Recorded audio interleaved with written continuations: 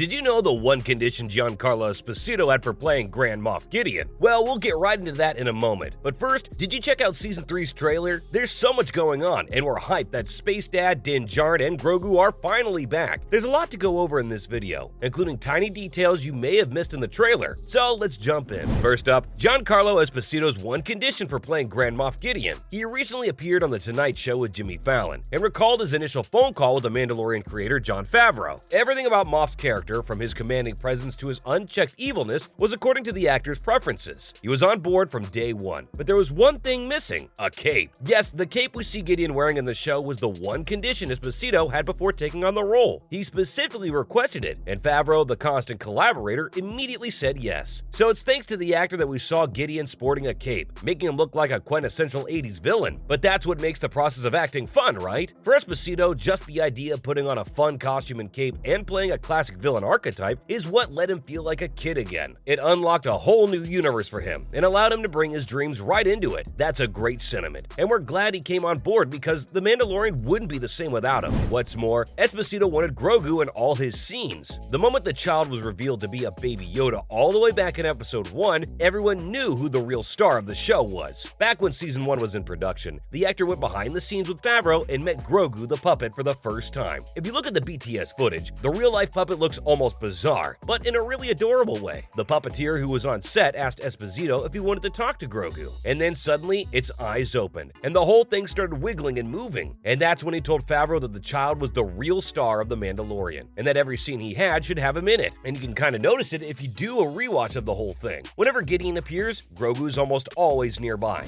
Next up, a familiar foe is making a comeback in Season 3. Season 3 will dig deeper into Din Djarin's character and focus on what it means to be a true Mandalorian. And as you'd expect, plenty of familiar faces will show up to lend our hero a hand, including Greef Karga, Bo-Katan, and Carson Teva. But a crimson-colored enemy is also making a comeback. The last time we saw this enemy, Rey and Kylo Ren were teamed up against them in The Last Jedi. That's right, the Praetorian Guards are back, and we'll possibly be getting a major battle between them, Moff Gideon, and a bunch of Mandalorians. More on that later. Now, we knew about the Praetorians back in March of 2022, but back then, it was all just a rumor. The big news came more recently when Making Star Wars exclusively revealed concept art and a first look at how the guards will appear in Season 3. They look very similar to the ones in The Last Jedi, but feature a more tactical look rather than the samurai warrior vibe we got in the movie. Not to mention, Season 3 may provide an origin story for the Praetorians. The fact that they're reappearing in The Mandalorian means that we'll likely get some backstory as to why they were made or created. There's also a report by comicbook.com that says Moff Gideon will be sporting a new helmet and body armor, which makes us think that he'll be the originator for the Praetorians. That's just a wild guess from us. But hey, you never know what Favreau and his team come up with. Season 3 might not do a deep dive into their origins, but we feel like the Grand Moff being the creator of the Praetorian Guards will be an awesome addition to Star Wars canon. Coming up, details from the trailer you might have missed. There was a lot of things to catch in the latest trailer, the most obvious being that the Space Dad and his adorable adopted son are back. But let's take a deeper look into it. First up, we're going back to Tatooine apparently. One prominent shot shows Din Djarin leaving the planet, and his friend Pelimato is seen waving goodbye. So yeah, Tatooine's back, and Luke was totally wrong about this planet. It's totally at the center of this galaxy, cause it keeps cropping up everywhere. But then again, Boba Fett's made it his base of operations too. The last we saw of him, he re-established himself as the daimyo of Mos Espa, so it's possible that he'll be making a quick cameo in the upcoming season. Plus, he and the Mandalorians have a complicated history, so it'd be fun to explore that. Next, Din Djarin's finding his way back to his people. Throughout the series and a few episodes in the Book of Boba Fett, Din Djarin has been struggling with his identity. The Mandalorian way and Mandalore's culture and history are really important to him, and the trailer made it very obvious. Right from the beginning, Din talks about the importance of navigating the galaxy so you'll never be lost. He even describes the Mandalorian diaspora as people scattered like stars. It's clear that Season 3 will see the Mandalorian find his way back to his people and possibly take a last stand beside them. What's more, Grogu's learning the way. Let's go back to the whole navigating the galaxy bit. The shot in question shows Din cradling Grogu in his lap and holding him securely in his arms. It was obvious that he was talking to him, right? By now, Grogu's had enough Jedi training to hold his own, but Luke gave him a choice between being a Jedi or a Mandalorian, and he chose to return to Din. So now it's up to him to teach his adopted kid what the way is, and hopefully help him unlock a part of him that he didn't know existed. Plus, they're super close now since they're in a one-man ship flying all over the place, so that should help speed things up. Not to mention, Babu Frick may be coming back too. The tiny Anzellan droid Smith isn't 100% confirmed for Season 3, but the trailer was a great hint. There's There's a shot where a Mandalorian warrior pulls a guy by his legs, knocking him down. We then see the startled reactions of two Anzellans hiding in a tiny room. It wasn't Babu Frick, we know, but just the fact that two Anzellans were in the trailer makes us think that the tiny droidsmith might not be far away. Up next, there's a droid-only cantina. We've seen countless cantinas before, but not one that was specifically for droids. Interestingly, A New Hope had the opposite setting. No droids allowed in the cantina that Luke and Obi-Wan visited. Fans know from Star Wars tie-ins that droids faced a lot of prejudice across the galaxy, especially after the Clone Wars. Nobody trusted them or welcomed them, so the fact that the droids are being widely accepted on Tatooine and even being allowed in their own cantina indicates that the galaxy is finally healing. Coming up, the Order 66 flashback, the thing everyone is talking about on Twitter. Does this mean that we're finally going to find out who saved Grogu from the onslaught of Palpatine's forces? We hope so. He was originally brought up in the Jedi Temple and was there when the Jedi Purge happened. Someone saved him, but it's never been revealed who or what it was. We've seen brief images